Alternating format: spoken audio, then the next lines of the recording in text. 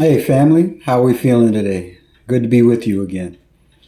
I just wanted to reach out again and just speak to you a little bit about walking that path and understanding that when you walk into your path and you walk into your spirit, you transcend and manifest like hotcakes. Now, there are people around you that will downgrade that energy only because they either think, say, or do something against you. Now, my whole life I've gone through that, and when I was younger, I was naive about it. I didn't think anything would affect me. No weapons against me shall prosper. So they didn't really affect me until I started to do it, mentally, verbally, and physically. Sometimes I would say something, sometimes I would think something positive, and my actions would counter it.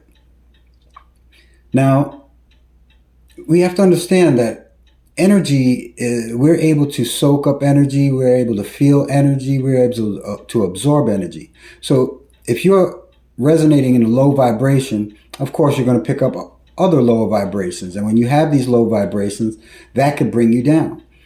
Now, most of us, we try to walk in a high vibrational world, but yeah, the world is a little odd. It tries to keep us down. I mean, most of us, we work for a living. So we work for this thing called paper, money. So that is a part of our currency. Now, there's a spiritual currency inside of you, and around you. But we never tap into that spiritual currency. We're always looking for this paper currency. Now, as above, as below, throughout the years, they designed a system which encompasses education, economics, entertainment, labor law, religion, politics, sex, and war. And they fire at us 24 hours a day, 365 days a year, 7 days a week. And it keeps us busy. On top of that, we choose to either go to school or we choose to work for a living or we choose another occupation, like military or law enforcement. But anyway, we wind up taking a path that distracts us from this human being. This human being has a lot to offer the world. Only thing is, it never has a chance to offer anything into the world because it's constantly busy. Now, I grew up in a generation where, of course, we had sports and we had events and we had holidays. But at that time, you had so much more time and there wasn't that many things to do. Now, everyone has like 50 million things to do. They have a list, an itinerary, and they're constantly just going from one place to another. And they're running themselves ragged. This energy, this human being is full of energy. And this energy has to be used wisely. It has to be connected wisely. It can't just be manipulated. But that's what the system does to us. Now, our parents came from a different generation. At least my parents came from a different generation. Her parents came from another generation. And my generation created children after that, and so on and so forth. But if we're going to backtrack at least, let's say just 500 years. In the last 500 years, there's been so many things that happen. Now, if I just go back right now 100 years, there have been so many things that have manifested and so many things that have changed. There was actually nothing to enslave our parents except for the system that was being devised. Now, our great-grandparents, they were stuck in the wars that were creating the system that was devised to enslave my parents. Now, once my parents had children, that system was put into fruition hardcore, where they made sure that every human being would be sidetracked, that every human being would be distracted. And then after that, they got to a point where every human was distracted and now saw through the veil. I think in 2020 is when they saw through the veil, because 2020 is like 2020 vision. That's when they saw the veil and they realized, wow, there's a lot of things that were a conspiracy that did come to fruition.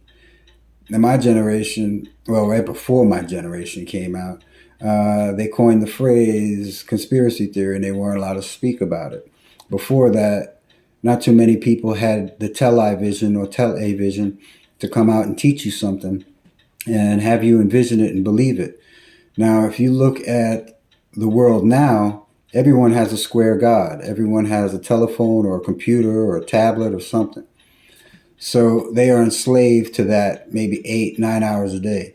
I remember when my mother was going to church, they worshiped maybe hour and a half, 2 hours. And then it was like 6 days a week they were busy. And then on Sunday they came to worship again for 1.5, 2 hours. Now we have that square God where we're worshiping it maybe even more than 8 hours, maybe 10 hours, maybe 24 hours. I don't know. I see people on their phone all the time. I walk out into the public, but I rarely see two human beings engaging in conversation without one of them having that phone or looking at that phone. So we see that the society has been enslaved in some way. It always has been, and plus it also matters the history that you know, because of course they were enslaving society all these centuries, but they also gave us a false history. So a lot of people don't like to speak about that. I have sat at the table with some people and brought some things to light. And of course, we'll question, we'll engage, we'll have that conversation flow, which is incredible. Like, for instance, this last past Thanksgiving, I was sitting at a friend's house and we had, incredible conversation. And the funny thing is, I only saw one phone go up and down real quick, and that was only to take some information. Other than that, no one had a phone in their hand. It was fantastic. But then again, that was people my generation and older. Oh no, I scratched that. There was a younger generation too, and they didn't have their phones with them at the table as well. And that kind of blew my mind. I was really impressed, because that made me think that, wow, the parents really taught those children how to enjoy a moment. The moment. Now, enjoying a moment is community. All of us bonding together, all of us uniting together. That's the most important. Now, my generation came from that community, and we engaged in public, and we went everywhere around in the world. We used to ride our bikes 15 towns over, and we never had to worry about pedophiles or rapists or kidnappers or anything like that. That came in maybe in the 1970s, 80s. We heard some things about it, but it wasn't really big. Society started to change really quick. My generation also didn't see that many ailments. We had muscular dystrophy, and Jerry Lewis and his muscular dystrophy telethon. We had maybe 0.5% people that had cancer or some kind of dis-ease to the body. But we grew up and became teenagers and still didn't see any big changes until like the 1990s, 2000s. And that's when my generation started to really understand, like, there's something odd going on in the world. And we already knew it because we watched our classmates all just fall to cancer, diabetes, and all other type of ailments. We didn't know where it was coming from. We just assumed, hey, it was natural. That's when that 2020, that's what, when I came back here, I was traveling the world for a while, and I came back to the States in 2021, for good. And that's when I started to see a lot more odd changes, when I would go back and forth to different countries and I'd see their changes. For instance, autism was something that we really didn't have. We had ADD, I believe it was, when we were kids, and there was maybe one or two people that had it. Then all of a sudden, autism came out. And disclaimer, I don't talk bad about any of this stuff, or anyone that has it. I'm just aware of things that were happening in my environment, and I'm hoping that you guys were aware of it too. Because right now you have all these lawyers going out with settlements saying that um, certain powders, certain baby foods, certain oils, all these things cause some type of cancer, mental disorder, physical disorder. So these are the things you can look up. I don't want to sit here and shout it out and then get banned again like they usually do with my channels when I start waking up the public. But there were things that weren't around when I was young. 1989 is when I left New York and I started to travel. So yes, I'm an older guy. Stopped traveling in 2021, and then I just started realizing the things that were happening. I started writing, creating videos, engaging public, because I wanted to see if anyone else saw what I saw. I used to think I was crazy. I used to feel things, sense things, like a clairvoyant. And I used to speak about these things. Everything that came into fruition, I used to speak about. So anyone that has known me in my youth can backtrack to a day where they had a conversation with me or engagement with me and then realize, hey, he mentioned that. He spoke about that. He predicted that. Not that I was supposed to be some type of celestial being or some type of prophet. No way. We're all human beings, and we're all we can tap in and tune in and turn on whatever it is that's inside of us. I'd like to say, I like to call it the DNA, the spirit, the soul, but the soul and the spirit are two different things. The spirit is where you really are in attachment to all source, everything.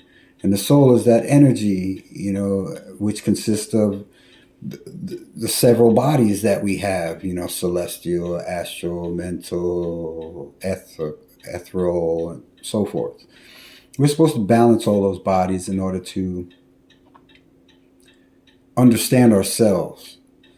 Now, once you could tap into the DNA or your Akashic records, is what I believe they call it here, you're able to see some things that others cannot see. Now, there are people in the world that have tapped into these things, but they don't call them those words, DNA or Akashic records. In the 68 countries I've been in, everyone has a different language. Everyone has a different name. Now, the human body, human spirit, human anatomy, it's pretty much the same everywhere. They do have different names for it, but all of it describes that human. Now, so that human is created in a special image. It doesn't matter what image you believe, as long as you believe in the image. Because it matters what you think. Your thoughts project and manifest and transcend. And it matters what you say. Because what you say, it goes out to the universe. What you do, those actions follow you. So connected, that Trinity empowers you into walking into that powerfulness. What do they call it? Law of attraction, for instance. You can manifest all those things. You just can't say something negative and then think something positive. They don't occupy the same space. They just don't. Good and evil don't occupy the same space. Hate and love don't occupy the same space. You can't hate someone and love someone. It's absurd. So, if you're looking at the problem, behind you is the solution. It's that easy. Now, the thing is where your energy is focused is really, really important. But a lot of people don't want to focus their energy in the right way or don't know how to focus their energy in the right way. Now, there are ways. For instance, you could pray, you could meditate, you could just fall asleep. But there is a way, and there's something inside here we use called the imagination. Now, that imagination is very powerful. That you can create a belief inside that manifestation that can heal your body like that, or manifest and change the world just like that. How many people do you know walk, talk, do, and think positive? Not that many, right? That's why this world is in its turmoil, because everyone has a negative vibe or a negative thought or a negative saying or negative speech or a negative action. I remember being in Europe. They used to say, "Oh, it rains over here all the time," and I remember making a joke. And I said, "Well, you want to know something? I know that when I go out in the summer, a lot of Europeans complain, oh, it's too hot. When I go out in the winter, oh, it's too cold. When I go out in the rain, oh, it's raining. When I go out in the sun, oh, it's too warm." And it's like, oh my goodness. When are you thankful for that blessing that you have? There's a reason for why everything happens. But the thing is, we are taught to create those negative thoughts and negative verbiage and negative actions. We just are taught it. When you come into this world, you don't know how to be negative. You only know how to be you, positive. Thing is, it's hard to take you and grow up because education, economics, entertainment, labor, law, religion, politics, war, sex will change you. All of that. And it does. And then it takes so many years that you become an elder that you start realizing, oh, wow, I used to identify myself with all of these things. And now I identify with what I'm not. So you take away the small things and you identify with what you're not. But then it's a little too late because now your energy is gone, your stamina is gone, your mindset is gone, your spirit is like diminished a little bit. So sometimes it takes us a long time to hop back on track, to walk in our divine spirit, our divine connection, on our divine path. It's very difficult without being whole within yourself. And I mean like a wholeness. Your mind, your verbiage, and your actions. They've got to manifest through you. So anything that you do negative counters you. And you don't need anything negative. You're a positive, beautiful human being. Every single one of us has this universal language. Now, if you know history and you grew up in my generation, they had two cultures that they put in our history books that were not allowed to say their verbal languages and their verbal way of healing and teaching. They were also not allowed to think in that way, and they had to act differently. So that's that trinity that I speak about: verbiage, thought, action. Now, they took away that and gave them a new action, a new verbiage, a new mindset. And when I served in the military, I didn't think too much about it, but there was something that happened there where it made me understand, ooh, maybe that story is kind of true. Because when we were on a mission, well, I don't want to get deep in it. I'll get on that on another video, but it seemed like we took out a culture that was supposed to be the last ones to speak that verbiage, think those thoughts, and connect with the universal energy and earthly energies. That's just my speculation. I had written a book about it, but it's hard to get it here in the States. It really is. So let's get back to speaking about the being inside of us. We're able to manifest and we're able to transcend and we're able to have a library of information, and all that's inside of us, in our DNA, in those Akashic records. Remember, they keep you busy in the mind.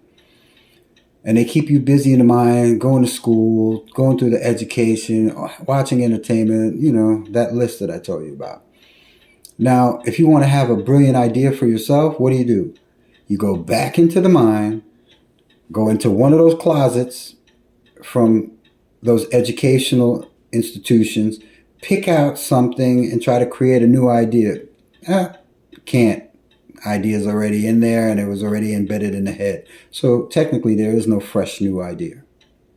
because you're taught a certain amount of things, and you're handed your education, you're handed everything into this world. So it's very difficult for you to believe that you can manifest and transcend and connect with everything that's around you. I'm sure it is.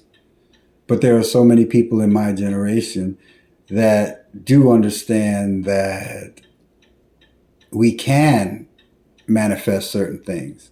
Now, I've met people younger than me that know that they can manifest these things. I've met people younger than me that could be my father because they're so far in advance. But they're far and few in between. And I've been in 68 countries, so not all of them are together. You have so many people in the world, but so many people are influenced by what comes off the television, what comes off that television, what comes off the computer, which is that screen, the same screen as the television. It just tells you a vision, tells you a lie. You envision it, you believe it, you become it. So it depends on where that energy is manifested. Now, you are a powerful, powerful species. We are all of the same bloodline. Humanity, human. There is no such thing as culture. Well, there is a such thing as culture, but there is no such thing as a difference in humanity. You could have a different color, sure. You could have a different speech, sure. You could have a different mindset. But your eyes, when you're born, your eyes are not on your knees, and your knees are not on your hips, and your hips are not by your neck. So we all manifest the same way, whether you are elite or whether you are at the bottom of the threshold. Now, all of us are human beings. They made us believe that there is this hierarchy, but there isn't, because every single one of us manifests into that prophet. When we were about 30, 33, 35 years old, 33, 35, that's when you start manifesting. And then if you do the research, every prophet that has been written about, like Buddha, Muhammad, Krishna, Jesus, Eshu, all of them were 33 or around that age when they became that prophet. So you know that you become that prophet. There's a litmus test going on in the world, but it all depends on what you believe. If you take yourself out of that belief and then start using what's inside this whole entire body, you'll have the answers. I don't want to sit there and give you the answers because they keep blocking me on this YouTube channels, So that's why I created other channels, but you have to search and find them. I try to advertise them on here, but next thing you know, I get blocked again. Who knows what it is that's doing it? I don't believe it's a human being that's doing it, because no one could watch these many videos and watch this much content. So safe to say it's automated intelligence, or artificial automated intelligence, maybe. Now, the first automated intelligence is this right here. I'm able to use everything inside this system. My energy, my spirit, my astral, my celestial, my etherical, so forth. All of that. There are a lot of people who we call ascended masters, gurus, but I'd rather talk about the ascended masters, because you have the ascended masters, you have divinities, you have angels, you have orishas, you have so many names for all these human beings that transcended into something special. Now, you're able to do that. I'm able to do that. We're able to do that. And if you know me, you see it in me.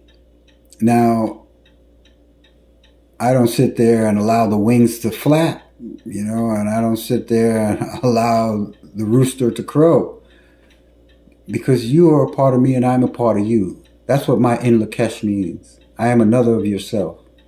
I say it at every video because I want you to know that I love you and that you are another me.